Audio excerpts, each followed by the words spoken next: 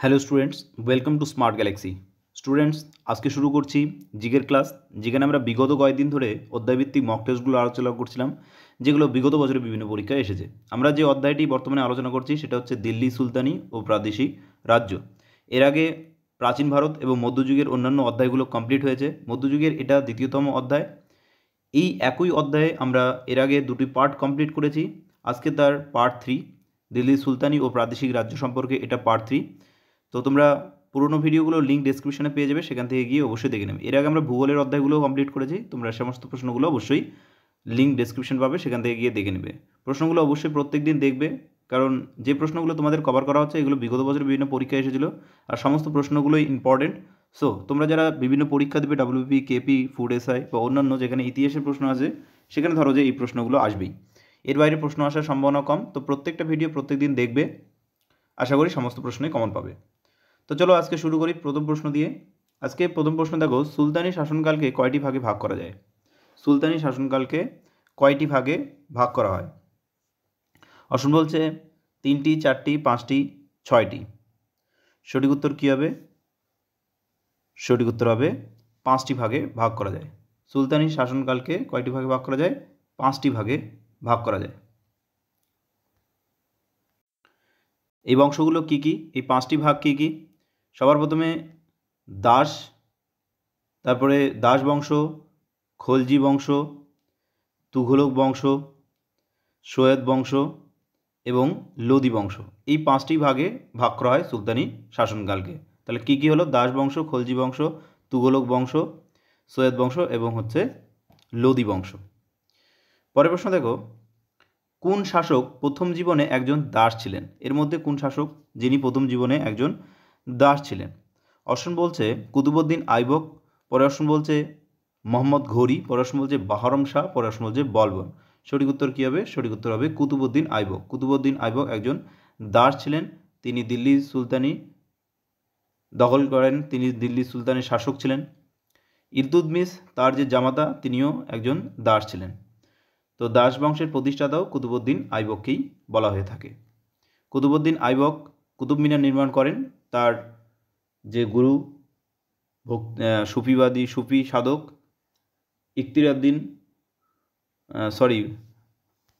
কুতুবউদ্দিন বখতিয়ার কাকি, সেই কুতুবউদ্দিন বখতিয়ার কাকির স্মরণে কুতুব মিনার নির্মাণ করেন ইলতুৎমিশ, তার কাজ সম্পূর্ণ করেছিলেন। পরের প্রশ্ন দেখো, কামরূপ কোন অঞ্চলে প্রাচীন নাম ছিল?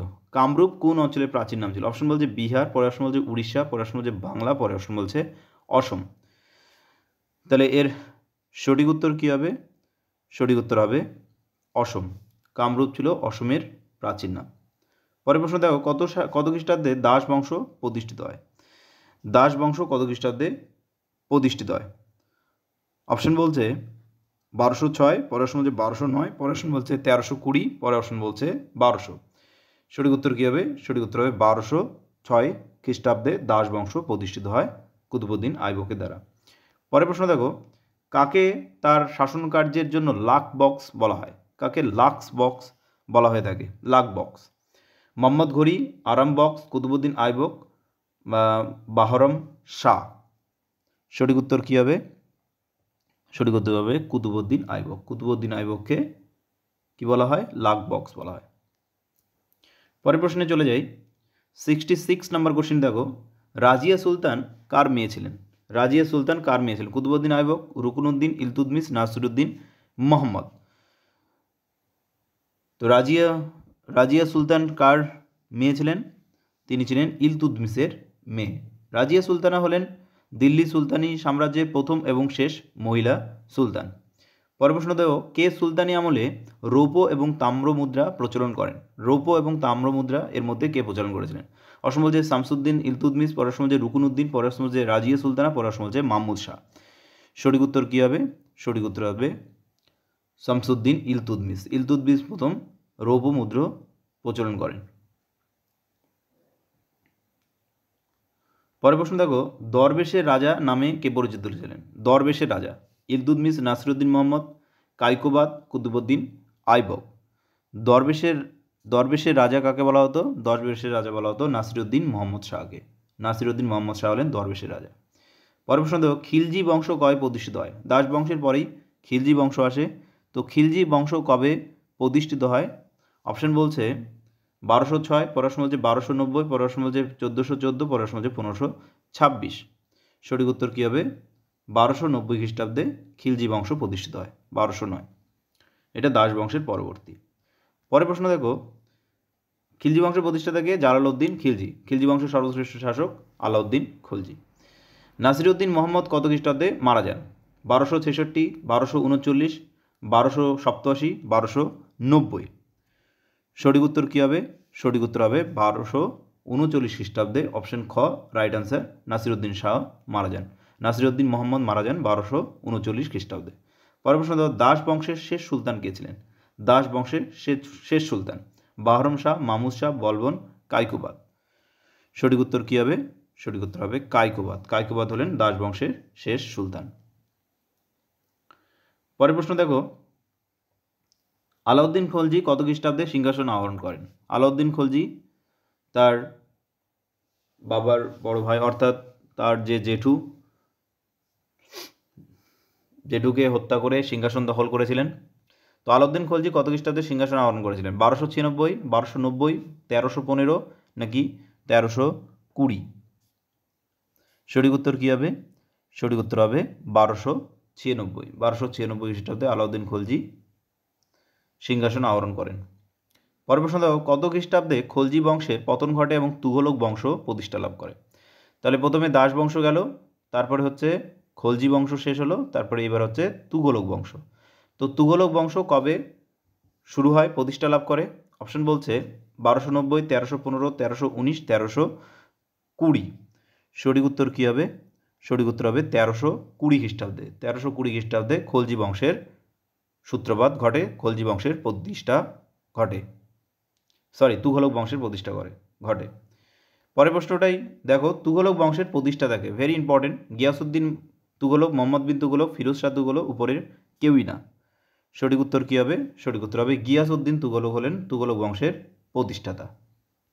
পরের প্রশ্ন দেখো, মোহাম্মদ বিন তুঘলক কত খ্রিস্টাব্দে সিংহাসনে বসেন? মোহাম্মদ বিন তুঘলক ইতিহাসে জনপ্রিয় শাসক, পাগলা শাসক হিসেবে পরিচিত, কিন্তু তার যে চিন্তাভাবনাগুলো ছিল সেই চিন্তাভাবনাগুলো দেশের কল্যাণের ক্ষেত্রেই ছিল, কিন্তু তার চিন্তাভাবনাগুলো যেহেতু কার্যকর হয়নি তার জন্য তাকে পাগলা শাসক বলা হয়।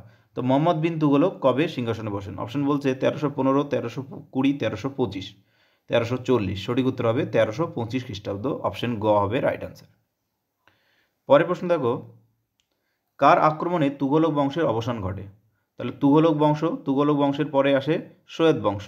তাহলে তুঘলক বংশ কার আক্রমণে অবসান ঘটেছিল? তৈমুর, আলাউদ্দিন খলজি, মোহাম্মদ শাহ নাকি বলবন? সঠিক উত্তর কী হবে? সঠিক উত্তর হবে তৈমুর। তৈমুরের আক্রমণে তুঘলক বংশের অবসান ঘটে।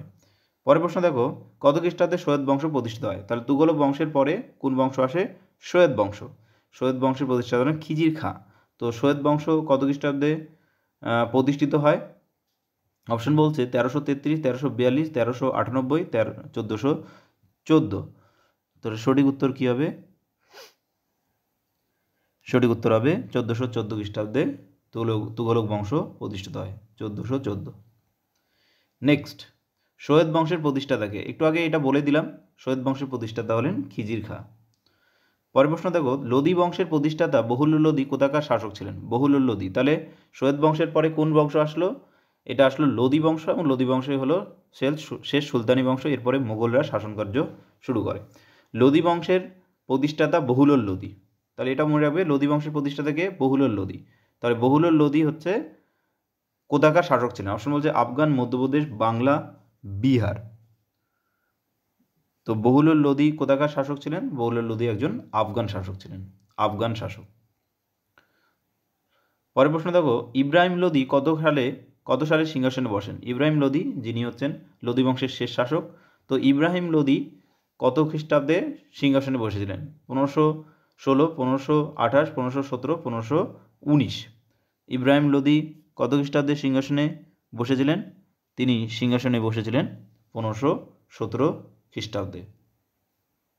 1517 খ্রিস্টাব্দে সিংহাসনে বসেন ইব্রাহিম লোদি। ইব্রাহিম লোদি শেষ শাসক ছিলেন। বাবরের সঙ্গে প্রথম পানিপথের যুদ্ধ 1526 খ্রিস্টাব্দে তিনি পরাস্ত হন এবং সুলতানি শাসনের অবসান ঘটে, মুঘল সাম্রাজ্যের শুরু হয়। পরের প্রশ্ন, কোন শাসক তার রাজধানী দিল্লিতে আগ্রাতে স্থানান্তরিত করতে চেয়েছিলেন? দিল্লি থেকে আগ্রাতে রাজধানী স্থানান্তরিত করতে কে চেয়েছিলেন? বহল্য লোদি, সিকান্দার লোদি, ইব্রাহিম লোদি, গিয়াসউদ্দিন তুঘলক। সঠিক উত্তর কী হবে? সঠিক উত্তর হবে সিকান্দার লোদি। সিকান্দার লোদি যিনি ছিলেন তিনি হলেন রাজধানী থেকে তার রাজধানী দিল্লি থেকে আগ্রাতে স্থানান্তরিত করতে চেয়েছিলেন। পরের প্রশ্ন দেখো, লোদি বংশের শেষ সুলতান কে? এটা বারবার আলোচনা করছি। লোদি বংশের শেষ সুলতান কে ছিলেন? ইব্রাহিম লোদি, যিনি 1526 খ্রিস্টাব্দে পানিপথের প্রথম যুদ্ধে পরাজিত হন। পরের প্রশ্ন দেখো, প্রথম পানিপথের যুদ্ধ কবে হয়েছিল? তাহলে একটু আগেই বললাম, প্রথম পানিপথের যুদ্ধ ইব্রাহিম লোদির সঙ্গে বাবরের যুদ্ধ হয়েছিল 1526 খ্রিস্টাব্দে। আর এখানেই লোদি বংশের শেষ এবং সুলতানি বংশের শেষ শুরু হয় মোগল সাম্রাজ্যের। পরেরটা দেখো, দিল্লির সুলতানি যুগের পতনের কারণ কী ছিল?